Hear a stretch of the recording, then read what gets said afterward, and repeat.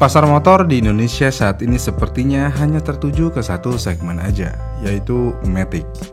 Kita harus mengakui, hampir semua produsen berlomba-lomba untuk memperlihatkan teknologinya di motor-motor matic mereka.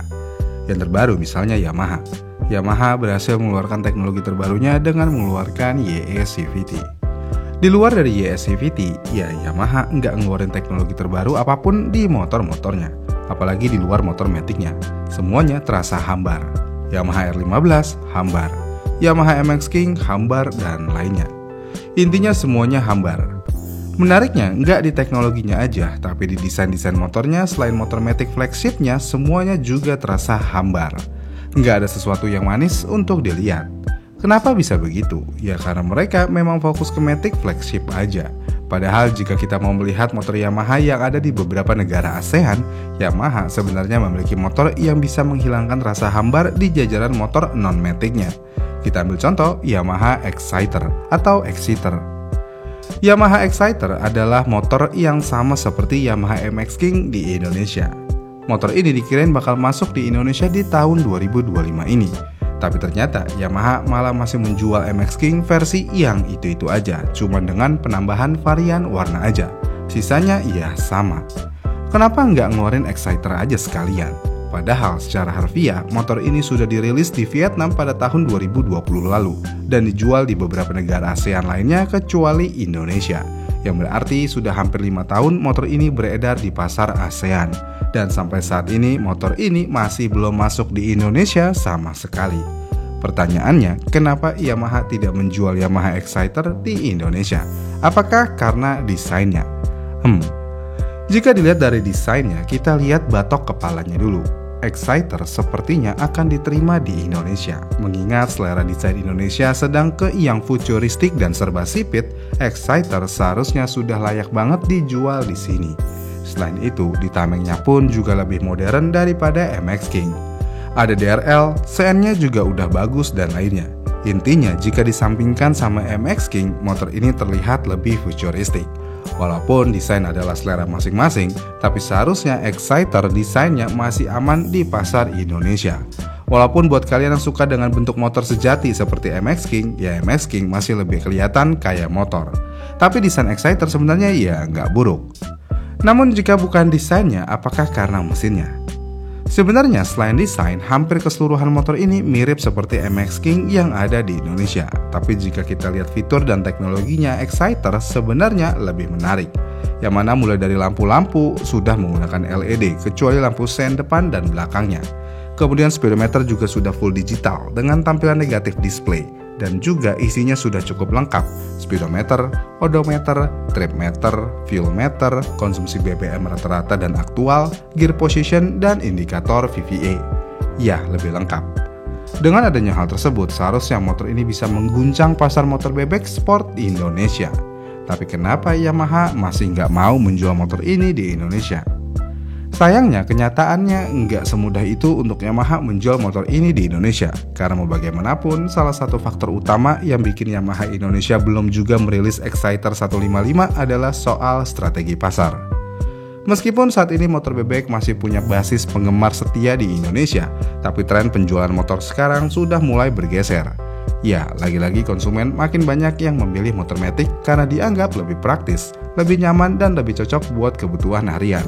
Dan sayangnya penjualan motor bebek termasuk yang bergaya sporty seperti MX King sudah menurun dalam beberapa tahun terakhir. Dan hal ini buat pabrikan berarti resiko investasi yang lebih besar kalau mereka memaksa masukin model baru ke segmen yang pasarnya makin sempit. Sebenarnya jika kita mau melihat lagi, Yamaha Indonesia sendiri sudah cukup lama mempertahankan MX King tanpa update besar. Padahal secara global model ini sudah ada penerusnya. Ya bisa dibilang Yamaha melihat MX King sekarang masih cukup untuk memenuhi kebutuhan pasar yang tersisa. Kasarnya masih ada yang belilah. Laku syukur, enggak ya udah. Dengan kondisi seperti itu, kalau Yamaha ingin masukin Exciter 155, artinya Yamaha harus memikirkan banyak hal lagi. Mulai dari proses homologasi, penyesuaian produksi, pemasaran sampai strategi harga. Dan semua itu butuh biaya. Jika penjualannya nggak sebanding, jelas itu jadi keputusan yang beresiko. Kemudian ada faktor soal positioning produk. Yamaha Indonesia sekarang sangat terlihat lebih fokus ke segmen motorsport dan matic. Ini bisa kita buktikan bagaimana mereka terus mengembangkan Aerox dan NMAX. Motor ini sangat jelas targetnya di Indonesia. Selain jelas, segmennya juga sangat luas dan tren pasarnya pun lagi naik. Dengan kondisi seperti ini, tentu aja fokus ke motor bebek sport bisa jadi bukan prioritas utama mereka. Bahkan kalau kita lihat kompetitor seperti Honda, mereka juga mulai menurunkan perhatian ke segmen bebek sport.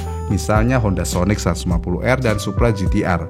Motor tersebut juga nggak mendapatkan banyak pembaharuan. Dengan adanya hal ini seperti memberikan sinyal kuat bahwa segmen ini memang sedang mengalami penurunan.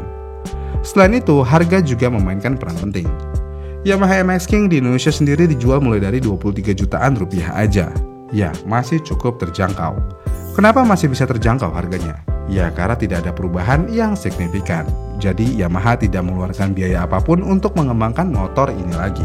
Sedangkan jika kita melihat spek exciter, yang mana speedometer udah digital, LED dan lainnya, harga motor ini ya tentu aja akan semakin mahal. Kita ambil contoh, di Vietnam sendiri harganya sudah tembus lebih dari 30 juta rupiah.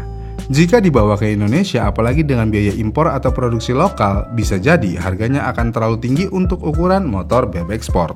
Dan kita tahu sendiri, konsumen Indonesia itu cukup sensitif soal harga karena banyak kaum mendang-mendingnya. Kita ambil contoh, jika exciter dijual di harga 30 jutaan rupiah, banyak orang yang akan berpikir, mending nambah dikit dapat R15, mending beli motor Yamaha R25 bekas, mending beli X-Max bekas, dan lainnya. Ya, itulah yang akan terjadi, yang pada akhirnya exciter yang keren ini jadi terlihat overpriced dan tidak ada yang mau membelinya. Ya gitu deh kondisi pasar Indonesia, sangat menuntut apalagi soal desain dan harga, ngeri pokoknya. Namun di luar dari itu semua, hal lain yang biasanya perlu dipertimbangkan adalah kondisi regulasi dan infrastruktur produksi. Jadi ya nggak semua model yang diproduksi di negara lain bisa langsung dipasarkan di Indonesia, karena biasanya akan ada penyesuaian yang harus dilakukan, mulai dari standar emisi, lampu, spion, sampai perakitan lokal atau CKD.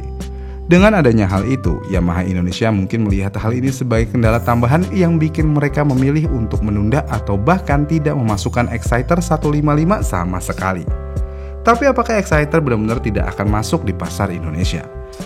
Ini pertanyaan yang sulit dijawab karena saya bukan cenayang dan bukan karyawan Yamaha dan gak punya orang dalam juga. Hal ini jadi sulit diprediksi. Tapi jika kita melihat komunitas pengguna MX King di Indonesia cukup aktif, sepertinya hal ini masih bisa dipertimbangkan. Tapi kita tidak bisa melihat jumlah komunitas aja, karena mau bagaimanapun ini semua tentang bisnis, yang berarti semua ini tentang kuantitas penjualan. Dan penjualan motor bebek tidak sebesar dulu. Ditambah kita juga harus mengakui desain exciter cukup menggoda untuk dibeli. Tapi dengan pilihan motor matic yang semakin menarik semakin tahunnya, tentu aja ini menjadi godaan lainnya untuk kita tidak membeli exciter. Terlebih lagi, jika pasarnya kecil, tentu aja harga jual kembalinya pun juga akan anjlok. Dan ya, ini menjadi faktor lainnya untuk orang-orang malas beli motor bebek lagi. Tapi semua ini bisa terbantahkan jika pasar bebek sport tiba-tiba melonjak lagi. Namun apakah hal ini mungkin terjadi ketika produsen hanya fokus di motor maticnya aja? Jawabannya memang hampir mustahil, tapi tidak ada yang mustahil di industri otomotif Indonesia. Iya kan? Lagi pula Yamaha juga bingung mau ngambil KPI-nya dari mana. Jika dilihat dari penjualan di Vietnam, penjualan motor ini di Vietnam bisa dikatakan cukup bagus. Alasannya ya karena motor bebek masih menjadi favorit di sana. Begitupun di beberapa negara ASEAN lainnya. Motor bebek masih menjadi pilihan. Ini berbeda dengan Indonesia, semuanya harus serba matic, entah kenapa. Iya kan? Jadinya ya, jika motor ini ingin masuk ke Indonesia, kita hanya bisa berharap aja. Cuman berharap doang, nggak ada hal lain yang bisa dilakukan. Gimana nih menurut kalian? Layak nggak motor ini masuk di Indonesia? Komen di kolom komentar di bawah ya, dan sampai jumpa di video selanjutnya.